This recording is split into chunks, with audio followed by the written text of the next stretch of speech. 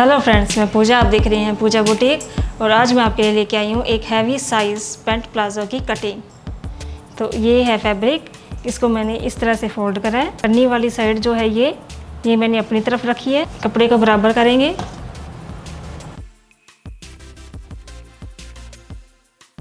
ये हमने एक सीधी लाइन खींच ली है। इसके बाद हम लेंथ 1 इंच ऊपर छोड़कर आपको लेंथ लेनी है। तो लेंथ है 36। ये 1 इंच ऊपर इसलिए छोड़ते हैं कि ताकि हमारी बेल्ट आएगी। और इतना ही निशान हम इस तरफ लगा लेते हैं और एक सीधी लाइन लगा लेते हैं।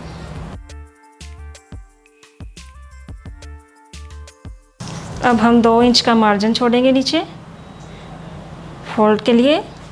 और इस तरफ जो हमारी ये कन्नी है, कन्नी पे हम कटाई नहीं करते हैं, तो एक हम यहाँ पे लाइन लगा लेते हैं।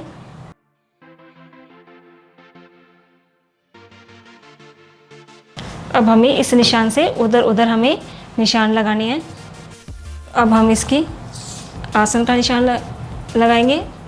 वो है हमारा 13 इंच। थाई जो है, आसन जो निकलता है वो थाई के हिसाब से निकलता है। तो इनकी थाई थी 32, तो आसन निकलेगा 13.5 इंच। और 13.5 का निशान हम इस तरफ लगा लेंगे।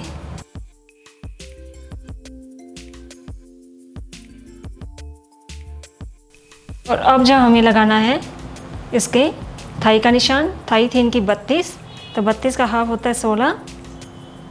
तब ये हम यहाँ से निशान लगाते हैं 16 इंच पे। ये देखिए, और 16 इंच का निशान लगाने के बाद आपको इसका हाफ करना है। आप चाहे तो इस तरह से फोल्ड करके यहाँ पे एक निशान लगा सकते हैं। तो ये आता है हमारा 8 इंच और 8 इंच इधर आता है।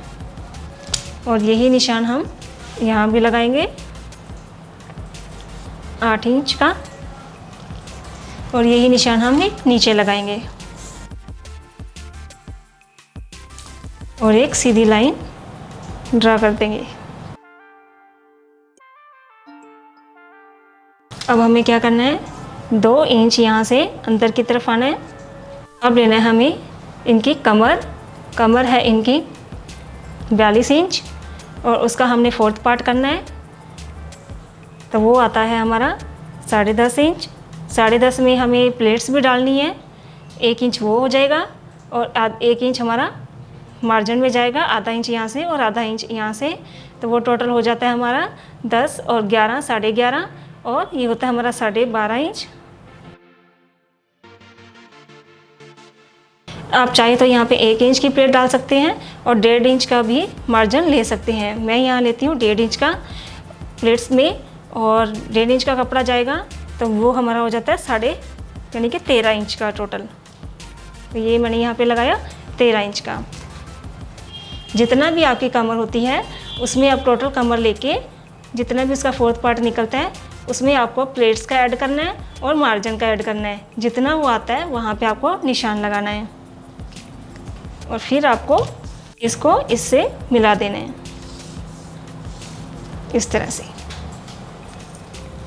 और अब जो ये 2 इंच का हमारा आया है, यहाँ पे हम देंगे गोलाई की शेप। ये देखिए इस तरह से। और अब हमें लगानी है इनकी नीचे प्लाजो की मोरी।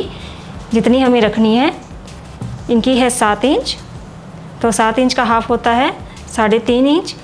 तो इनकी हम जो ये मोरी है वो लेते हैं हम 8 इंच की। तो 8 इंच का हाफ होता है 4 इंच। तो 4 इंच हमें यहाँ पे सेंटर वाली लाइन पे रखना है और आधा इधर और आधा इधर। 4 इंच इधर लगाया, 4 इंच इधर लगाया। और अब हमें क्या करना है, इस तरह से इसको बोलते हैं शेप पट्टी। इसको हम रखेंगे यहाँ पे रखेंगे।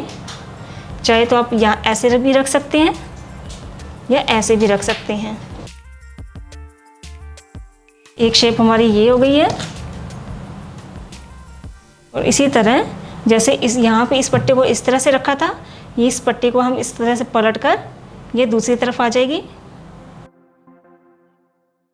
इसको हम इस तरह से रखेंगे।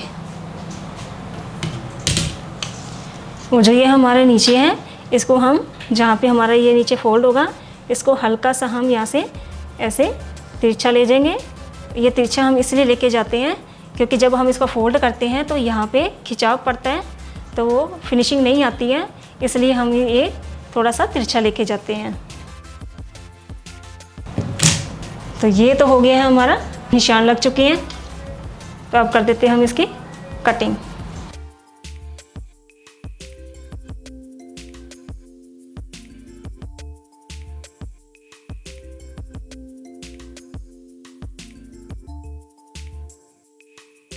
इस साइड की कटिंग हम बाद में करेंगे। तो अब हमें यहाँ से 1 इंच डाउन जाना है। ये 1 इंच हम डाउन इसलिए जाते हैं ताकि जबकि हेल्दी जो लोग होते हैं, हेल्दी होते हैं, उनका पेट होता है और जब वो प्लाज़ो पहनते हैं वो यहाँ से फोल्ड होने लग जाता है। अगर हम सीधा रख देंगे तो ये चीज़ यहाँ से फोल्ड होने लग जाएगी बेल्ट। तो वो अगर इसलिए हम 1 इंच यहाँ से डाउन करेंगे तो वो फोल्ड नहीं होगा, एकदम से परफेक्ट रहेगा। इसको हम यहाँ पे रखेंगे और इस तरह से तिरछा निशान लगा देंगे। अब हम चलते हैं अपने बैक पार्ट की तरफ। अच्छे से आप सलवट निकाल लें। अब हम इस पे जो फ्रंट पार्ट के निशान लगाए थे उसको रखेंगे, बिल्कुल कन्नी से कन्नी मिलाकर। और ये मैंने ऊपर इसलिए छोड़ा है क्योंकि जो बैक पार्ट होता है वो हमारा पीछे से बड़ा होता है आसन की तरफ से। तो इनका हम बैक पार्ट जो है वो 4 इंच ऊपर लेंगे और इसको हम इस तरह से तिरछा निशान लगा देंगे। और यहाँ से हमें लेना है 2 इंच, यहाँ से भी हमें लेना है, जो बैक पार्ट का आसन है वो हम लेंगे 2.5 इंच।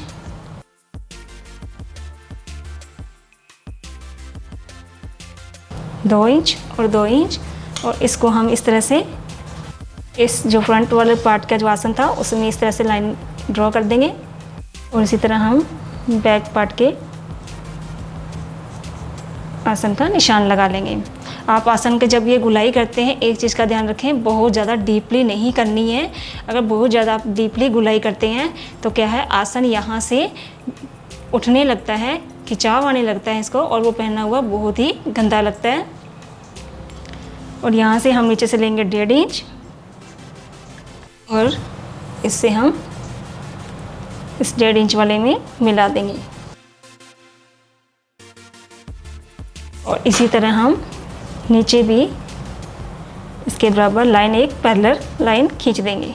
तो ये हमारे बैक पार्ट के भी निशान लग गए हैं। ये हमारा फ्रंट है, ये हमारा बैक है। तो अब हम इसकी कटिंग कर देते हैं। आपको एक चीज़ का ध्यान रखना है, आपको फ्रंट पार्ट का तो जो हम कटिंग करी थी बिल्कुल निशान के ऊपर ही कटिंग करी थी। बैक पार्ट के जब हम कटिंग करेंगे बिल्कुल उस निशान के ऊपर कटिंग नहीं करेंगे, हम आधा इंच का मार्जिन छोड़कर कटिंग करेंगे। आधा इंच का मार्जिन का निशान हमने लगा लिया है। तो अब हम इसकी आसन की कटिंग करते हैं।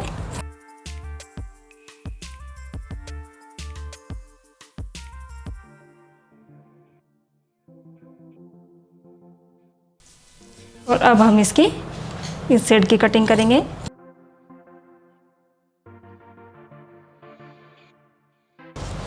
और अब हम इसकी जहाँ पे प्लेट्स आएंगी वहाँ पे हम टुक लगा लेते हैं।